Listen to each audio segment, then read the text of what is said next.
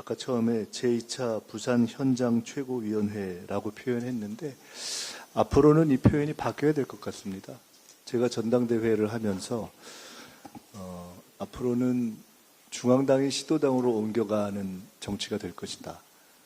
지방주도 성장이 우리 당의 성장 전략인데 지방주도 성장을 뒷받침하는 것은 지방주도 정치라고 생각합니다. 그래서 이제는 중앙당은 서울이고 시도당은 지방이다라는 개념을 벗어나서 중앙당 자체가 시도당의 순회 상주하고 또 대표가 시도당의 순회 상주하면서 업무를 보는 방식으로 저는 바꾸려고 생각을 하고 있습니다.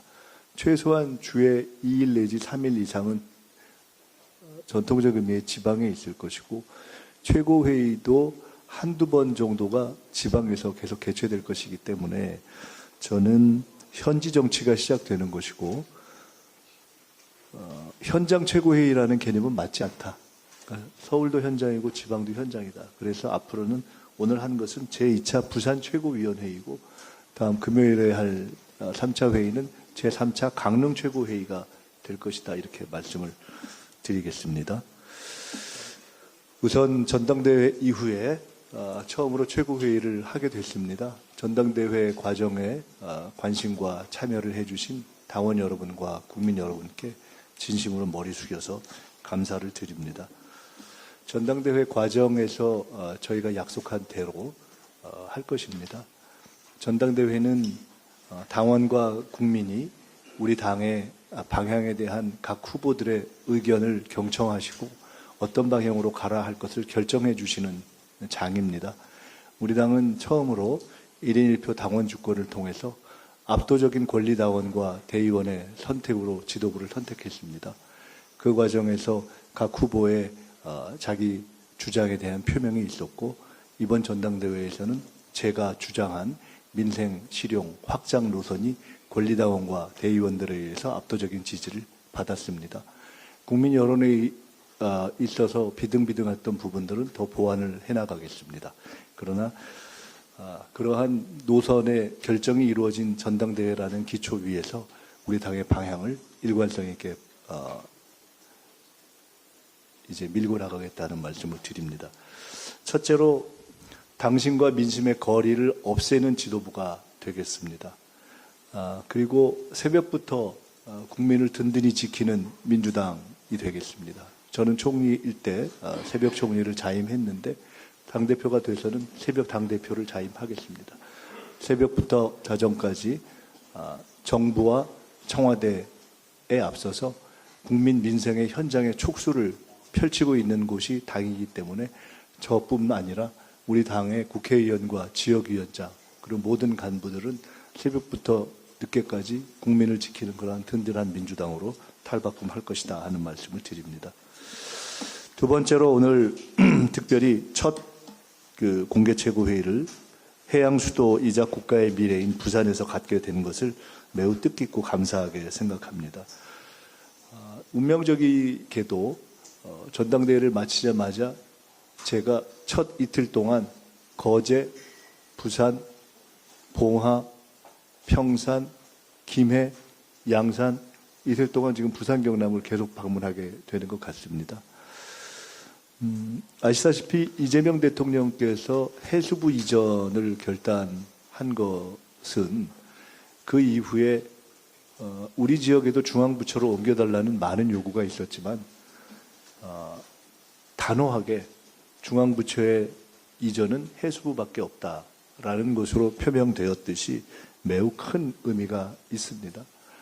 그래서 이재명 정부는 그리고 민주당은 해양 수도 부산의 성공에 운명을 함께하는 운명 공동체이다 이런 말씀을 드립니다. 오늘 아침에 전재수 시장님을 찾아서 응원한 것도 특별히 그런 의미가 있습니다. 앞으로 전재수 시장님의 필요와 요청 사항을 당은 전적으로 지원할 것입니다. 그 중에서 구체적인 디테일은 다음에 차근차근 말씀드리도록 하고 원칙적인 것 한 가지만 말씀을 드리겠습니다. 부산 시민 여러분께서 정부와 손발을 맞출 시장을 꼽아주셨지만은 국회의원은 한 명도 없습니다. 지방의회는 소수입니다. 따라서 국회와 지방의회의 협력이 없이는 부산 시민이 원하는 시정을 펼쳐가기가 어렵습니다. 따라서 부산 시민 여러분께 호소드립니다. 민주당이 부산에서 국회의원과 지방의원의 안정적인 지원을 받지 못하는 시장을 전적으로 지원하는 역할을 할 테니 그 부분을 함께 도와주시기를 부탁드립니다. 특별히 국민의힘 소속의 국회의원과 지방의원 여러분들께도 부탁을 올립니다.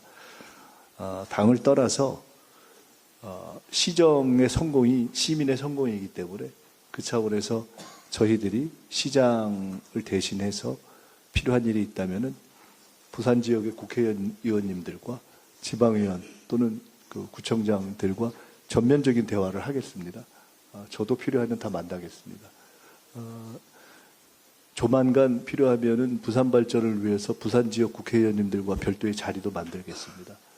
당연히 저희 당 소속의 지역위원장님들은 전적으로 협력할 것입니다. 그러한 차원에서 시민 우선 정치를 함께 해갔으면 좋겠다는 말씀을 드립니다.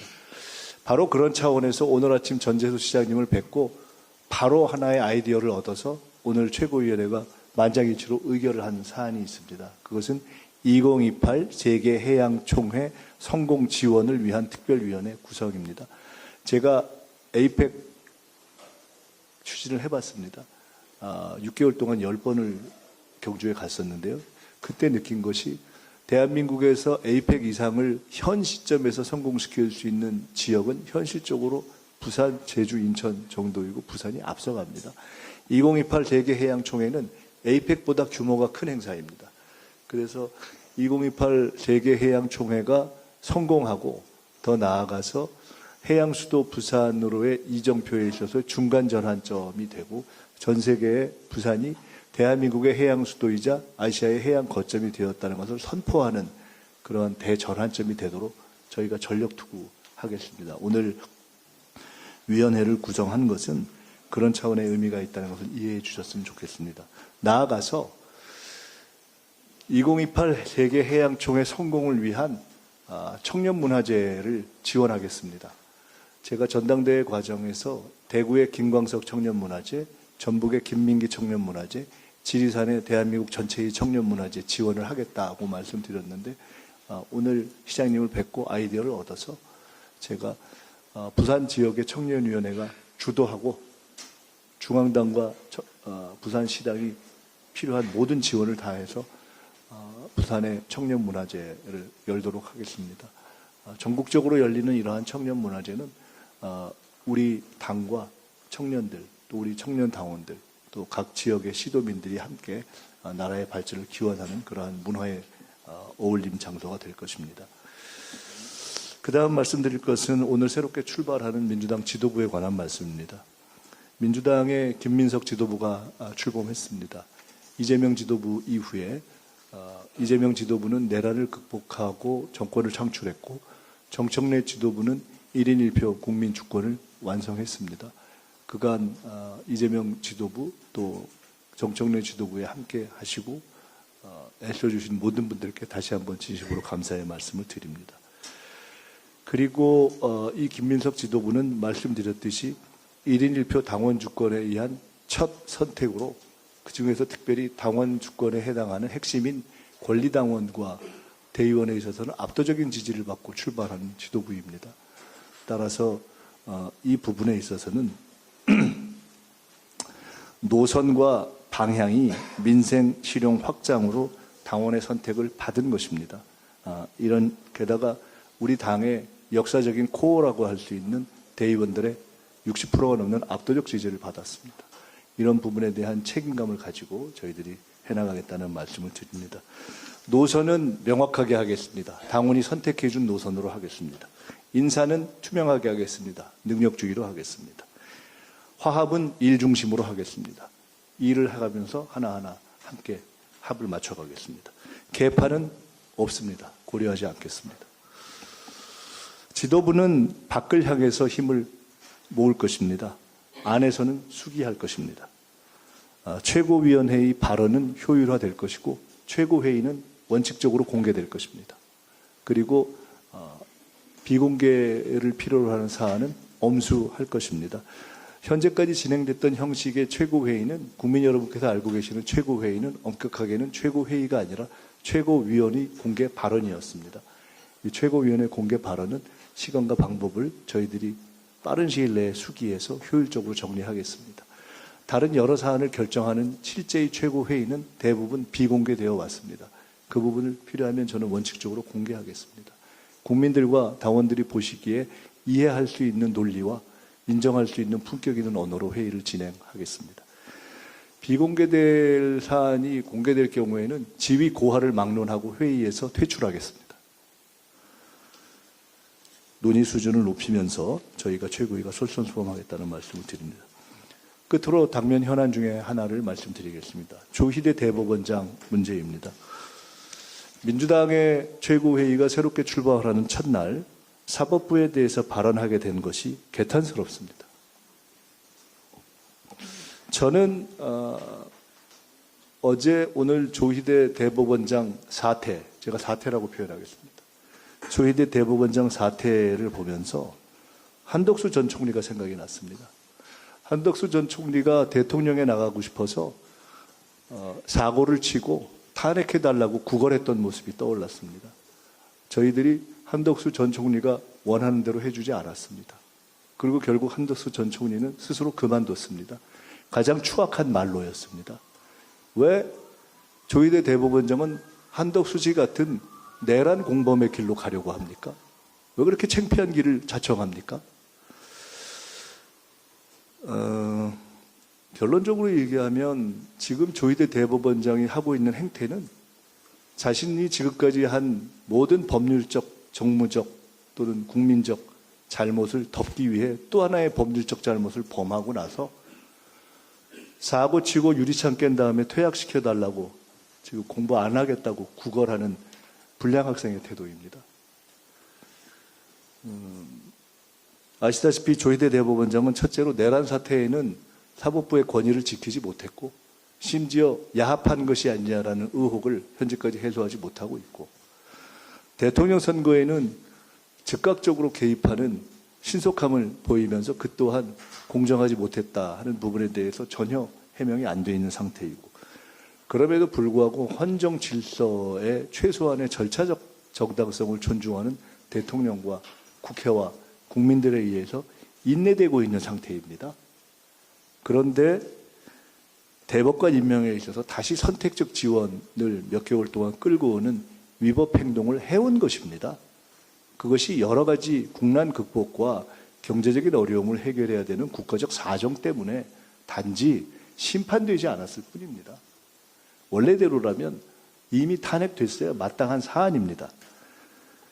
그런데 최근에 이런 조희대 대법원장의 잘못이 나오고 이것이 원칙적으로는 탄핵 사안이라는 이야기가 나오자마자 조희대 대법원장이 편법으로 다시 법 정신을 위반하는 지금 행동을 한 것입니다.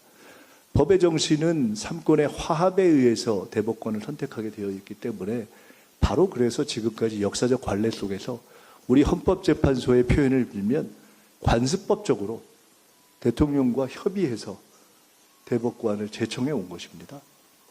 근데 이것을 하지 않는 무법 사법 행위를 지금 실행한 것입니다. 사법농단입니다. 대법원장이라는 사람이 어떻게 이런 사법농단을 부끄럽지도 않게 맨 얼굴로 할 수가 있습니까? 퇴학을 구걸하는 불량 학생과 같다고 제가 이야기한 것이 전혀 험한 얘기가 저는 아니라고 생각합니다. 국민들의 분노는 어제 오늘 저는 하늘을 찔렀을 것이라고 생각합니다.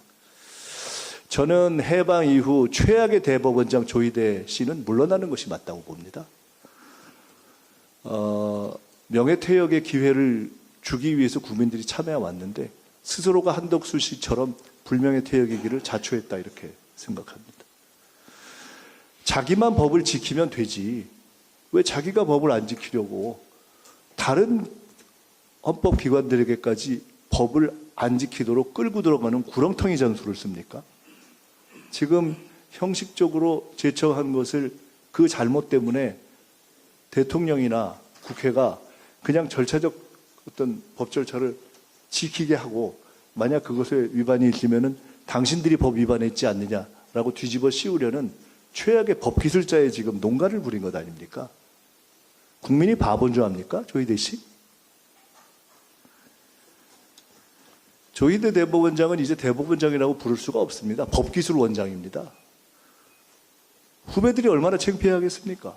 대한민국의 사법부가 이래도 되는 것입니까? 저는 조희대 대법원장이 검찰개혁이 일단락된 마당에 국민들의 분노를 자극해서 사법개혁의 신호탄을 올리는 역사적인 이제 스스로 자기 헌신의 길에 들어섰다고 봅니다. 체면도 염치도 없습니까? 더 문제가 있는 것은 사법부의 태도입니다. 내란이 났을 때 그 이후에 대법관 중에 누구 한 명 문제 제기한 적이 있습니까? 지금까지 우리나라의 법관회의가 내란 이후에 이런 공적인 국민의 문제에 대해서 법관회의를 제대로 한 적이 있습니까? 자기 이익에 관련된 것 말고 사법부가 목소리를 높인 적이 있습니까? 저는 묻고 싶습니다. 첫째, 조희대 대법원장은 왜 그동안 법을 다 어기다가 이번에 또 이런 짓을 했습니까? 왜 그동안의 관습적 법 절차를 어기고 이번에 대법관 제청을 한 의도가 뭡니까? 잘라달라는 겁니까? 대법관들에게 묻습니다. 지금까지 내란이 났을 때 한마디도 못하던 분들이 대법원의 이해관계만 문제가 될 것 같으면 그것에 문제를 삼는 분들이 조희대 대법원장이 이런 짓을 하는데 대법관 중에 단 한 분도 얘기하지 않습니까? 대한민국 대법관들이 이래도 되는 겁니까? 대한민국 대법관들에게 요구합니다. 조희대 대법원장이 잘못했다고 성명서를 내주십시오. 대한민국 사법부에게도 요구합니다. 법관회의를 당장 여십시오.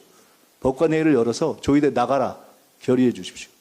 그렇지 않다면 적어도 이번 행위가 잘못됐다는 사법부의 판단을 내려주십시오. 그런 판단을 내리지 않고 대한민국 사법부가 어떻게 도둑놈을 잡고 판결을 하겠습니까? 어떻게 믿겠습니까? 그런 사법부를 어떻게 개혁하지 않겠습니까? 그런 사법부가 서초동에 있을 필요가 없다고 국민들이 다 요구하고 있지 않습니까? 무슨 자격으로 그 금싸라기 땅 서초동에 있는 겁니까? 너무 화가 납니다. 어떻게 저런 분들이 대법관까지 갔죠? 저는 국민들이 어마어마한 분노로 화답할 것이라고 확신합니다.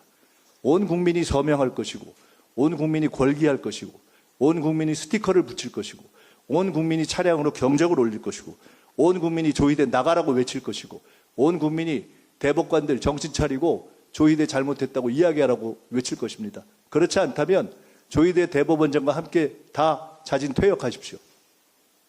차라리 대법원 자체를 새로 구성하는 것이 낫습니다. 민주당은 이제 검찰개혁을 일단락 지었습니다. 조희대 대법원장의 사법농단을 계기로 해서 사법개혁을 시작하겠습니다. 어디다 대고 국민들 앞에서 이런 못된 짓을 합니까? 조희대 씨 정신 차리고 당장 나가십시오.